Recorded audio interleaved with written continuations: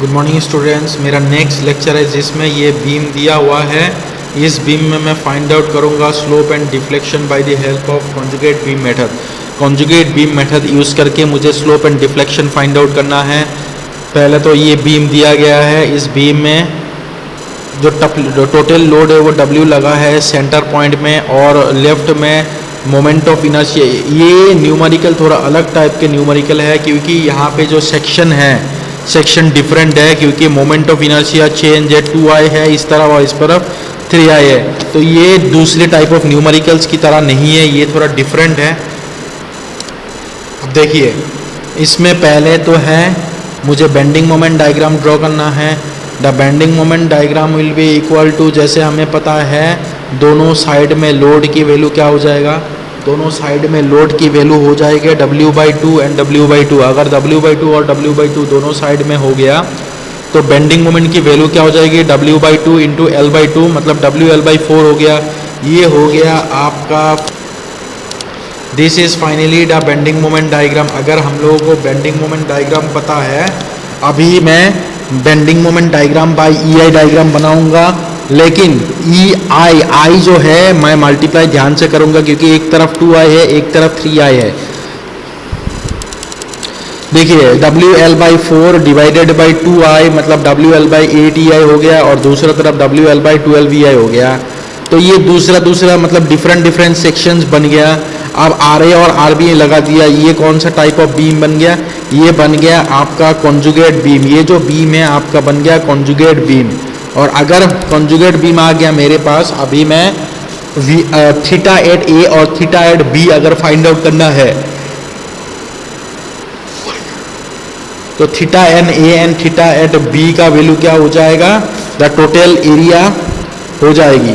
So area of the figure 1 plus the area of the figure 2। अब दोनों की area हो जाएगी RA प्लस RB। अब देखिए RA plus RB will be equal to area of figure 1 half into L/2 into WL/8EI plus the area of figure 2 half into L/2 into WL/12VI। Area of figure 1 plus area of figure 2 is equal to the RA plus RB।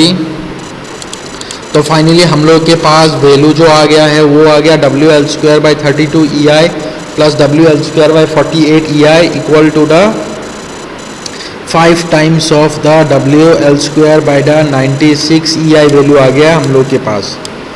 अभी अगर हम लोग के पास RA और RB का value आ चुका है, तब हमें फाइंड आउट करना होगा what will be the value of RA and what will be the value of RB individual.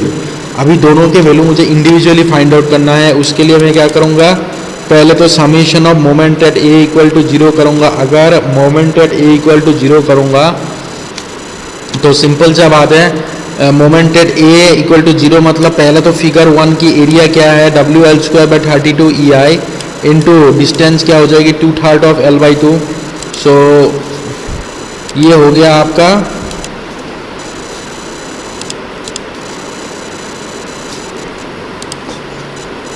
WL²/32EI into 2/3 of L/2 plus फिर दूसरे का area WL²/48EI into L/2 plus distance क्या है इसका सेंट्रॉइड तक डिस्टेंस क्या है A से, इसका से ये हो गया L/2 plus 1/3 of L/2। L/2 plus 1/3 of L/2 करेंगे तो वैल्यू आ जाएगी L/2 plus 1/3 of L/2 is equal to RB into L। So RB into L is equal to 3WL³ plus 4WL³ by 288 value आ गया।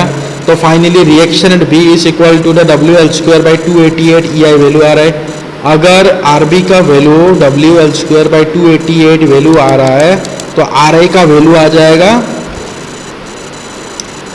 5WL²/96EI minus 5WL²/96EI। ये जो value, ये total value है। So total value minus of ये value 7/288 WL²/EI कर देंगे तो हम लोग का रिमेनिंग वैल्यू आ जाएगा जो कि reaction at A which is equal to the WL²/36EI। Now the θ@A equal to the reaction at A and theta at B equal to the reaction at B which is equal to the एक हो गया आपका WL² by 36 EI and दूसरा हो गया आपका 7WL² by 288 7WL² by 288 EI। दो value हम लोग के पास आ गया, एक थीटा एट ए एंड एक थीटा एट ए एंड दूसरा हो गया आपका theta at B. Now we need to find out the deflection at C. whenever we need to find out the deflection at C,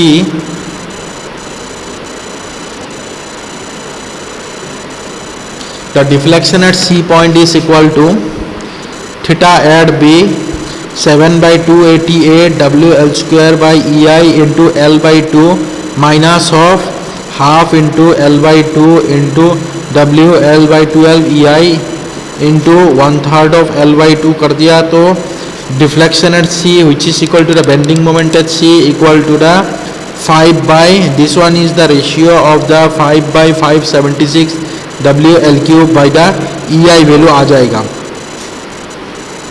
Next we need to determine the slope at A point, B point and C point and also find out the deflection at the C point in the beam shown in figure by conjugate beam method। मुझे conjugate beam method use करके मुझे slope find out करना है और deflection find out करना है।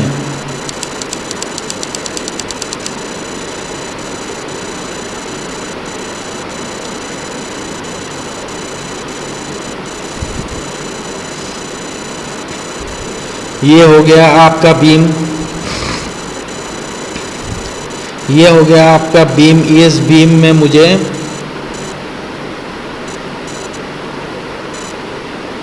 60 kilo Newton load है, total load 60 kilo Newton.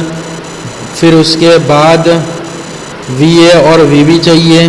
सो VA और VB का वैल्यू क्या हो जाएगा, इक्वली डिस्ट्रीब्यूटेड 30-30 हो जाएगा।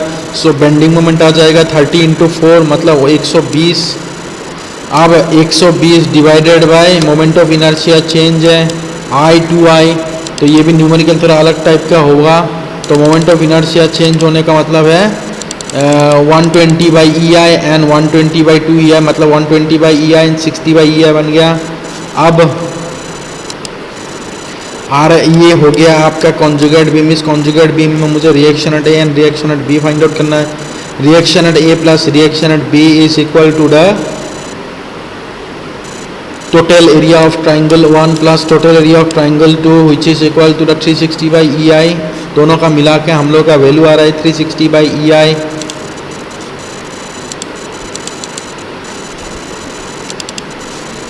अब मैं फाइंड आउट क्योंकि जो बीम है लोडिंग है अनसिमेट्रिकल है तो मैं summation of moment at A equal to 0 कर दूंगा।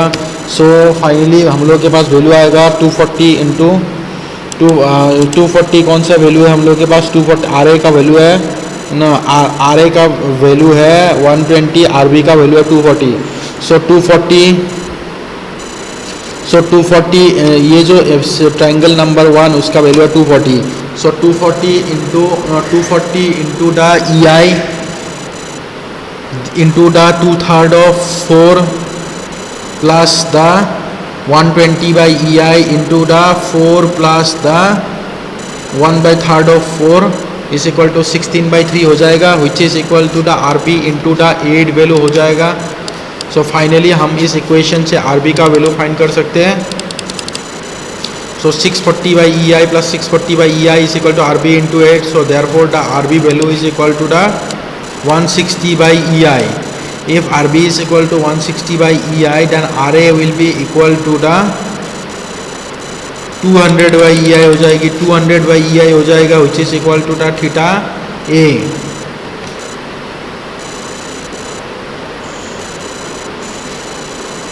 नेक्स्ट मैं फाइंड आउट करूँगा deflection at C point। The deflection eight C point is equal to 200 by EI into 4 200 by EI into 4 मतलब बेंडिंग मोमेंट निकाल रहा हूँ। So 200 by EI into 4 distance करेंगे minus of जो area of the first triangle which is equal to the 240 by EI into the 1/3 of the 4 which is equal to the 480 by EI। So finally हम लोग के पास slope at A value, slope at B value and the deflection at C value का value हम लोग के पास आ चुका है by the help of the conjugate beam method. Okay, thank you.